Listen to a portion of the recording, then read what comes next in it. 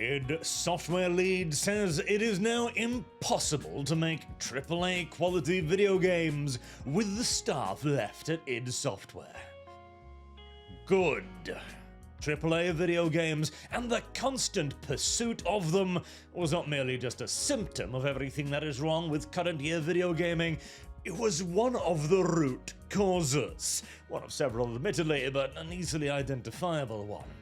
Anyways, this actually comes from a larger interview, where Chris here talks a bunch about the layoffs at id Software and what the union is doing to try and stop Microsoft. There are quite a few interesting little tidbits in this that I want to go over now. The most obviously and often repeated one is the statement that they can no longer make AAA games at id, maybe AA games as he put it. Here's the thing. When they made their best games, as he himself says in this interview, back in 2016, there were maybe 100 people working at id Software, and then eventually the company would scale on upwards until 200 and above people. Okay. That's a lot of human beings, and now after the layoffs, apparently they're back to something approaching the level of 2016, so round about 100 people or slightly less. Why then is that somehow some impossible metric now? Okay, so you made a great game, a AAA quality game. There's no doubt that Doom 2016 is a good game and a AAA quality game as well. Even if we assume, and I do agree as I recently finished playing both of them, that Eternal is the better game, technically. Is it 100 extra people better? Is it twice as good? No, not by any extent of the imagination. In fact, if anything, Eternal has a problem with vision, where instead of focusing in on and fixing up the stuff that really makes Doom Doom, it has the issue of wanting to waffle off into the galaxy and create something completely different. And in Eternal, they did that enough without it becoming too much, even though you could already feel it becoming rather top-heavy in Eternal as well. But to return to the point here, so there is obviously a question of scalability here. Let's assume that making a game like Doom 2016 with 30 people is not possible, at least not in a reasonable time frame. Okay, very well. So you scale up the studio to 100 people. Now, as we can see quite evidently, you can make Doom 2016 because they did make Doom 2016. Alright, what if we scale it up even more? What if we get 200 people, 100 people extra? We double the number of people. Do we create a twice as good game? No. Do we sell twice as many copies? Not really. But you have doubled your expenses in salaries. Hell, no, you haven't. You probably tripled them, because all of those new employees, they will require senior animators, senior programmers, software leads, the people we looked at just yesterday. What was it? Lead bilingual German customer support senior or something like that? This is where the 14 levels of management that Asher the Destroyer pointed out comes from, when you need to train up 100 new people on systems that were already effective in the hands of 100 people. This is what bloat is, and the idea that they can't then go back and create an equivalent game with the same amount of people today, when I remind you, by the way, they have the tools built. Many of the improvements that were created during Eternal and Dark Ages, they're tools. They're in the game right now. They're systems. They're not something that some wizard has to conjure forth every time. You have engines that already exist. The idea then that you can't go back and recreate 2016 is laughable, of course. And I point out as well, 2016 somehow looked better than Eternal, alright? Visually, graphically, it actually looked better. Now you can argue aesthetics, but graphically, it was actually the prettier game in my opinion, and by a fair distance as well. So, what is the excuses for this? He talks a lot about the unions, for example, that the unions were created within the company to combat problems with Microsoft laying off developers. Right, so you've created yet another entity within your company that will probably raise wages yet further, or at the very least increase pressure for raised wages, and you will make it significantly harder to fire people. At the very least, it'll be a hell of a lot harder to do so cheaply, and you might even not be able to fire them at all, as this is of course the hell that we've got here over in Europe, where companies literally just cannot actually fire people without explicit reasons, often needing to be applied with the government in triplicate format. And even then, you usually have to go through a month-long process to prove to the government that you actually do have to fire them. At which point, you've already spent God only knows how much in paperwork and in consultant fees and in additional salaries and so on and so forth. Anyways, the union was created as a way to defend the developers, the all 200 of them. And what is the reason, what's the defense for this? Why do they need 200 developers? Well, obviously, the first is sentimentality. As he repeats on multiple occasions, they want people to work at id. They want their friend group who works there. And hey, don't get me wrong, I sympathize, but that's not really how these companies work, really. And he also argues that the quality bar is so much higher. Was it him?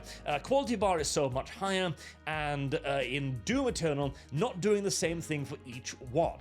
So they wanted to re-innovate themselves. Well, firstly, again, I don't really agree that the quality bar was that much explosively higher in Eternal. Was it higher? Sure, but not 200 people higher. And he then mentions that, oh, we could only make a AA game. What are they going to make us do? Produce a single-player video game? He states this as if it's ludicrous, as if it's insane. A single-player Doom game? Oh, what are you, a silly willy? Yes, make a single-player Doom game. Sure, the additional frills and things on top of it are cool, don't get me wrong. Challenge modes, the multiplayer thingies, etc. All of that is nice. But if you can't afford to make that, if that will actually bankrupt your company, well, shit, you can't make it now, can you? Or at the very least, you'll have to try and monetize it somehow, which is going to create its own backlash. It reminds me of a thing with Pathfinder, like a year or so ago, where Pathfinder, the D&D competitors, which are ultra woke, were complaining that they couldn't afford to make the product the way they wanted to. They couldn't afford to have big, glossy, beautiful manuals with tons of color-printed pages. I'm like, okay, well, fucking don't then. Like, you have to live in reality at some point. And if you can't afford all of the bells and whistles, well, you can't afford all of the bells and whistles. You just have to do the best thing you can. And, okay, in defense of the developers here as well, so they mentioned that Microsoft wasn't giving them any clear metrics to work with, and that's a fair critique, actually. Apparently, the developers at id Software went to Microsoft and said, okay, what are the goals you want us to meet? What kind of sales goals? What kind of subscriptions to Game Pass? Review scores? What do you want from us? And Microsoft were apparently very wishy-washy on this, which, by the way, leads into another critique that the developer has too, that Microsoft doesn't understand art, that they don't understand video games, and hell, they probably fucking don't, but therein kind of lies a part of the problem. See, back in the day, we had the issue of various executives getting far too involved in the video game making process, insisting on everything having multiplayer, everything being always online, everything being a fucking live service game. You get it, right? But these days, we've kind of got the opposite problem, where Microsoft is approached by the creatives that they've been told to listen through every microphone and megaphone available, and the creatives then go, what are the metrics you want us to meet? And Microsoft goes, well, we can't actually tell them, because then they'll complain that we're micromanaging them, then we'll get the blame if anything goes wrong, and then it'll be like, oh, they crushed us at artistic aspirations, so keep it vague, you know, just do the best thing you can, or something like that. And that is a double-edged sword. Okay, So let's assume that id Software, if they were given proper instructions, would have made games that sold better. Okay, potentially, possibly. And he also mentions Game Pass, which is a scourge upon many video games. It is absolutely true. And in no doubt is at the very least part responsible for cannibalizing the sales of certain video games, because why would you go out and buy a full-price video game when it comes with the subscription package you've already got that is significantly cheaper, and especially if it's a game that you can actually finish in, what, 2-3 days of playing it? And this cannibalizes sale. But this, of course, harkens back on to this fantasy idea that Microsoft and many other companies have, that they can create an eternal market, where they can reach their hands into your pocket, retrieve $20 every month for eternity, without really needing to do all that much for it. But unfortunately, to get people to actually give you those $20, there first needs to be a product of significant enough quality and quantity to justify it. And if you can't get that right, and it's a very, very difficult balance to hit, where you must balance the quantity and the quality with the affordability of your subscription service, if you can't do that, Microsoft apparently haven't, then all you're doing is cannibalizing sales, which makes companies look worse, it makes creators look worse, and it makes the corporate suits go, well, I mean, id Software just isn't selling anything. And it's difficult, of course, to determine what exactly, how far they pushed Game Pass and so on. So there's a point, no doubt about it. And he also mentions one thing, oh god, so this was the thing. Obviously, this guy, communist. Seems like a rather blatant and harsh statement, but no, definitely communist. Union man to the core, wants unions everywhere, thinks the union is a universal good thing because the workers must band together. Listen, unions are the worst fucking idea from pretty much everybody's perspective, okay? Because the majority of problems that unions were created to solve have been solved already. That's the thing. Especially over here in Europe, unions don't really exist over here anymore because what the hell are they supposed to be fighting for anymore? Another slice of the employee's paycheck? Which is in essence what a union becomes. And due to the nature of earning money based solely off problems, whenever those problems are solved, the union runs out a way to dip into one's pockets, which means that unions aren't actually interested in solving those problems. They're interested in remaining combative with the companies in order to extract their fees and get people to feel like they're actually getting something back from their constant money drain. But okay, putting that aside for a second here, he mentions that if you make one mistake in the modern world, then that's it, the company is shuttered, you're gonna get laid off, etc. Bullshit. Okay, it's admittedly, let me reverse that immediately, it's partially true for id Software, in that their one big mistake was Doom the Dark Ages. But this wasn't because Doom the Dark Ages itself was one mistake, it was because the entirety of Bethesda overall was doing poorly. id Software just happened to be an outlier in a far larger cake that desperately needed trimming. And this is where the further problem with unions comes in. The company knows what a union is. It is a parasitic entity that exists for absolutely no reason other than to damage the company in question. Obviously, therefore, they will look at that parasitic entity and dedicate every single solitary second of their existence to figure out how to choke the fucking life from it. And guess what? Firing all of the union people, which I think this was mentioned in one of the shorts we looked at yesterday as well. I don't think we brought it up, but in one of the shorts we looked at yesterday, a person said that the half of the dev team that got fired within one of their smaller studios, like 10-20 people or so, all of them were union members. Why, oh why do you think this could possibly conceivably be?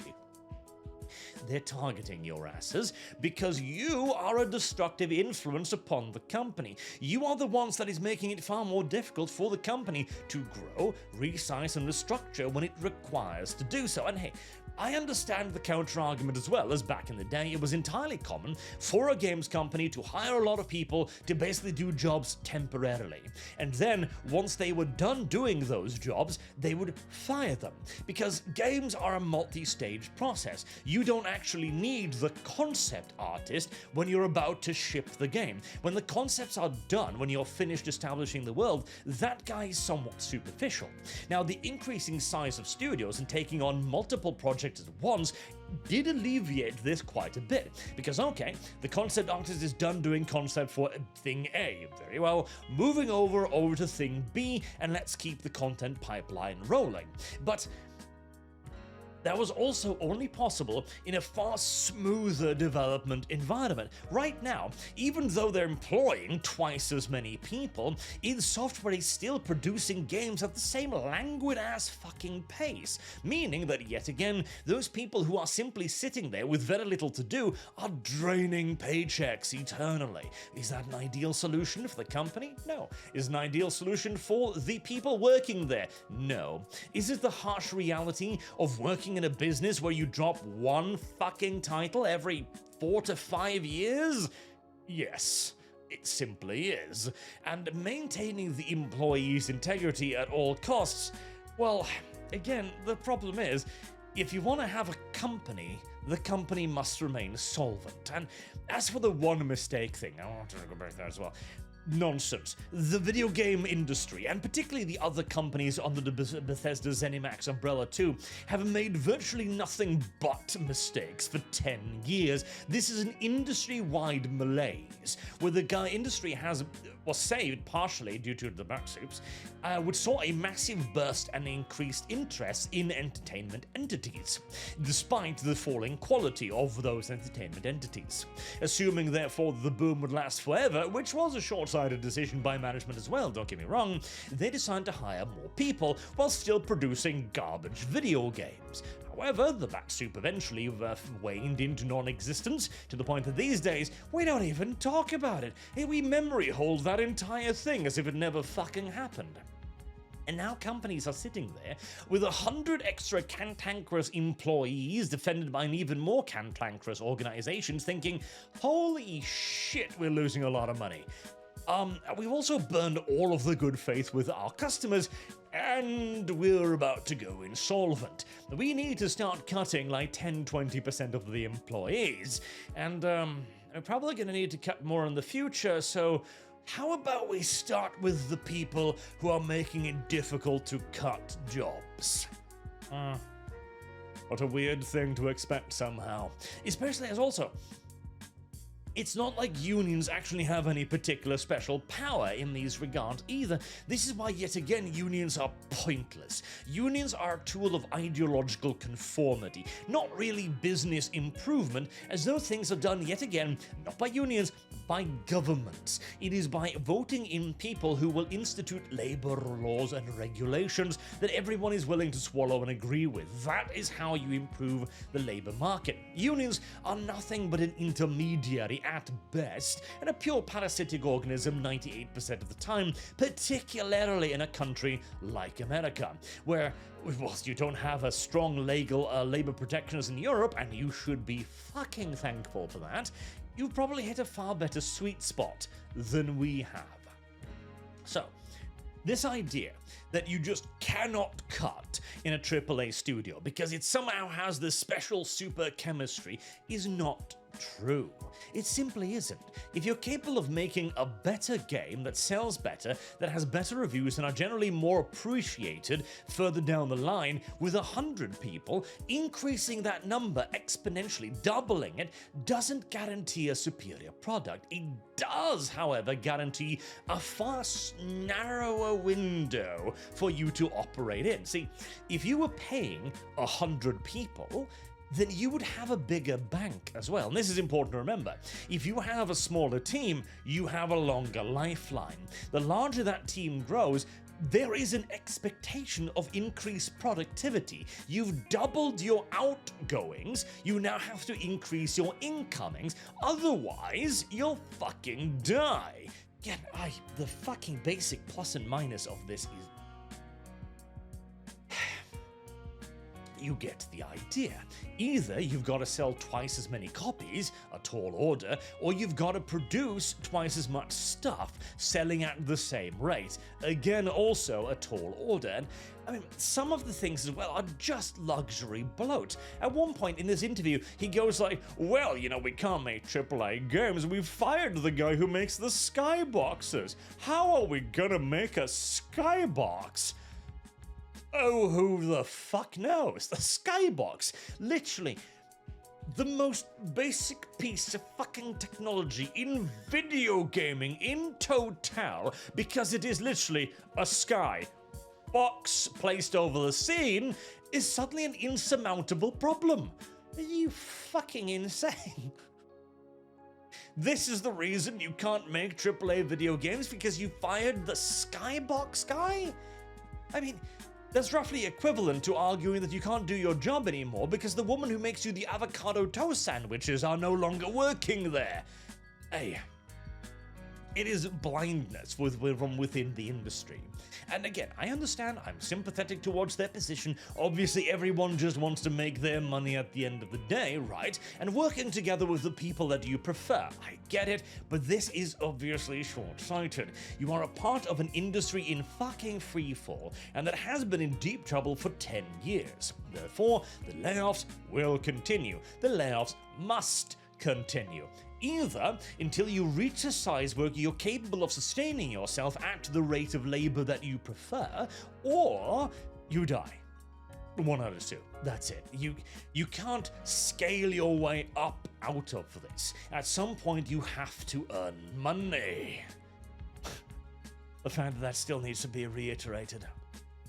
And so, yet again, no sympathy. Nonsense. All of this fucking abject lunacy. And the occasional good point as well, like Game Pass, for example. Sure, that is a problem from Microsoft's side, but unless you're going to come up with a better way to take $20 out of everybody's pockets, constantly, forever, they're unlikely to leave that one alone, as one of the industry's most key and core repeated vulnerabilities is the nonsensical dream of infinite money for all time, which is actually one of the executive problems as well, but there is ample blame to go around on the creators' side too. So, you can't make AAA video games? Good. Go back to making AA, or hell, if you actually really want to make some money, just make a single-A, single-player experience. That's all. And you'd probably harvest wild applause for doing it. Fuck. People are earning millions of dollars of hide and seek right now. So your excuses, quite frankly, fall on extraordinarily unsympathetic ears. Until next time, I've been Arch. Thank you very much for watching, and I do hope to see you all again soon. Until then, have a good day.